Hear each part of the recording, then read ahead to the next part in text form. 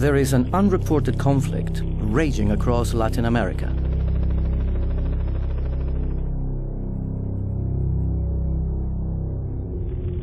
From Brazil to Uruguay, Paraguay and Argentina, vast swathes of forest are being destroyed and people are being forced from their land. Acá teníamos nosotros arroyo, plantaciones, árboles grandes, ahora se está destruyendo todo. Eu acho que nós, índio Kaiowá, nós vamos roer tudo. Nossa raça vai terminar aqui. These problems have been caused by the controversial spread of soy production, a large part of which is grown to feed factory-farmed animals in Europe, and much of it genetically modified. In a groundbreaking investigation, this film reveals the true cost of growing soy in South America.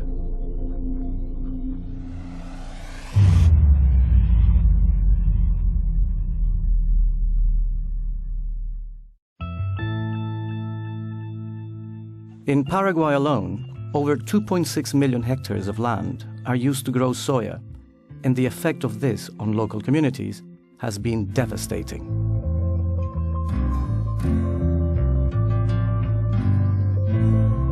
Anteriormente vivíamos los indígenas del monte, de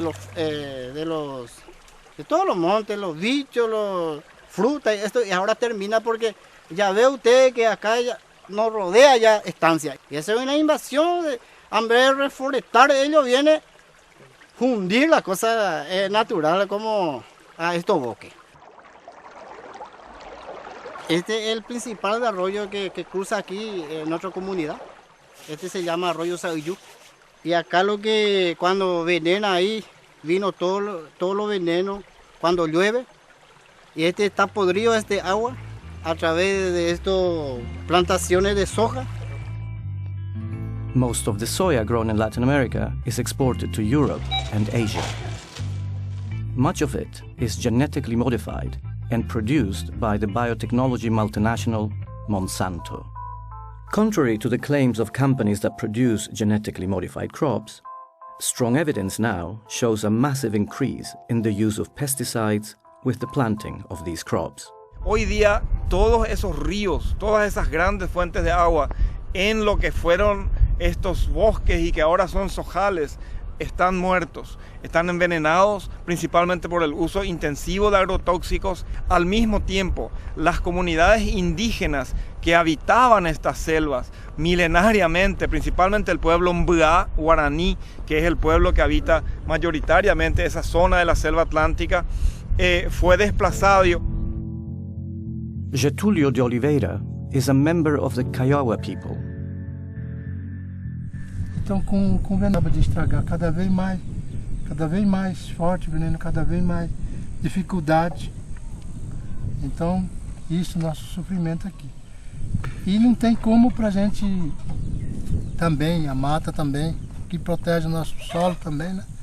Não tem mais mato, tem só. E não tem aonde a água cada vez vai sumindo, né? Se não tem nada, a criança passa mal. A criança sente fome, tem tempo sem comida, né? E aonde o pai, a mãe, a gente vai na cidade procurar o recurso, ele fala, não, índio está procurando lixo para comer. Não é isso que nós pensamos, nós estamos procurando comida. E eles falam, aquele que tem, eles falam que nós estamos procurando lixo ainda. Não é, talvez, como não tem espaço mesmo, nós não podemos fazer nada. Experts claim that the rapid spread of soya farming has given rise to a new breed of brutal and intimidatory tactics by the soy industry. Land is being transferred from indigenous peoples and small farmers to large landowners and agribusiness, reducing the availability of staple crops and taking away from local communities any control of growing their own food crops. Community groups estimate that 90,000 families in Paraguay are forced to move away from their ancestral lands every year to make way for soy plantations. La pérdida de soberanía alimentaria es quizás el impacto más inmediato que se tiene sobre la mayoría de las familias pobres que debieron salirse del campo y venir a las ciudades, a las que nosotros los llamamos desplazados internos. La forma más horrible, digamos, sea la de las fumigaciones aéreas y con estos grandes tractores, digamos.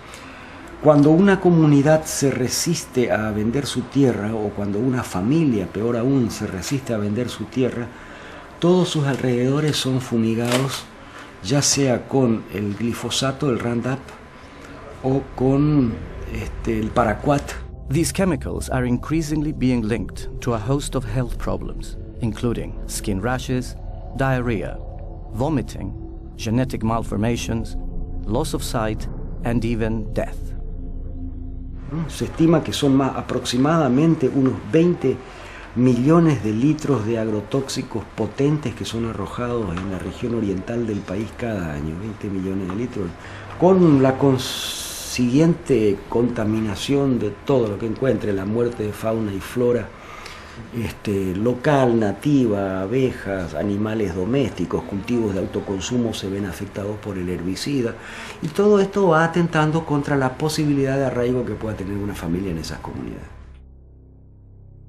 Petrona Villas-Boas knows the dangers of living close to soya farms all too well. In 2003, her son, Silvino Talavera, was sprayed with chemicals as he cycled back from the village. Después vino el doctor, 8:30 por ahí, y miraba a Silvino y le dije, señora, ¿qué pasó en su hijo? Su hijo está totalmente envenenado, su hijo totalmente tenía unos tóxicos altamente peligrosos. Ahí yo ya metí mi cabeza y lloraba, desesperada ahí. Y ya no podía caminar más, ¿verdad? Y grande es mi hijo. Y después, ¿qué pasó? Mi hijo está totalmente paralizado ya. Y a las 3 ya Silvino ya murió, ya no podía. The Supreme Court in Paraguay sentenced the two farmers to 2 years in jail for the death of Silvino, but community workers say that they are unlikely to serve their sentence. Almost all of the soya grown in Latin America is controlled by a handful of multinational companies such as Monsanto, Bunge, ADM, and Cargill. Even as hunger and food insecurity rises, these companies are making ever-increasing profits with the sale of patented seeds, pesticides, and fertilizers. Much of the soy is sent to Europe, where it's used as a cheap and protein-rich animal feed in factory farms across the continent. Most consumers in Europe are unaware that the meat and dairy products that they eat are made from animals that have been fed on genetically engineered soya, or that this soya has been grown on deforested land that has displaced thousands of local communities. The widespread deforestation of Latin America to feed European farm animals has huge implications for climate change as well. Global meat and dairy production is now responsible for 18% of global greenhouse gas emissions, more than the entire transport sector. There is a solution, however, and it is much closer to home. Hani van Beek is a farmer and the chairman of the Dutch Arable Farming Union in the Netherlands. Op dit moment is het zo dat de soja die naar Europa wordt geïmporteerd, die is zo goedkoop dat Europese boeren daar niet tegen kunnen concurreren. Dat komt omdat die productie ten koste gaat van het milieu en van de mensen in Zuid-Amerika. Europe must stop its reliance on damaging soy.